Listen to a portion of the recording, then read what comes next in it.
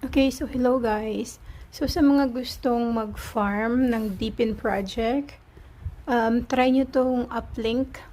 So ang mangyayari po niyan is magpa-farm tayo ng mga points using, kailangan natin maka-earn ng points dito kapag naka-register tayo sa isang router. So, for example, sa bahay nyo meron kayong wifi.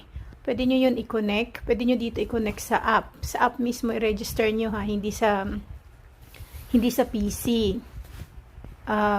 Kasi kailangan nyo mag-download ng app. And then, if ever pumunta na kayo sa mga public area, tapos may wifi naman doon, i-register nyo then para maka-earn kayo ng points. So, dito nyo makikita yung points nyo. So, ngayon, ako kaka-start ko lang kasi nakita ko lang today.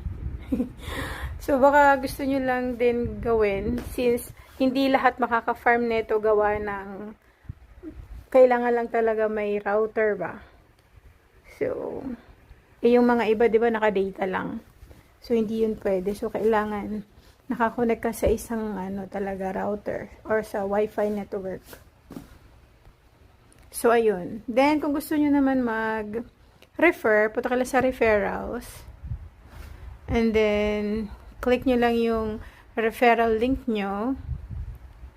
Then, every 5 referrals, maka 50k kayo na earnings, na points. Points yun na, hindi nakalagay dun eh. So, ayun lang. For now, yun pa lang ang may share ko. So, kung gusto nyong malaman more about this, puntahan natin yung sa Twitter nila. Okay? So, ganun lang po. Ang iba, sobrang milyones na. Pag maraming grabe, ilang trillion na nga ito eh. Sana all. So, yun lang.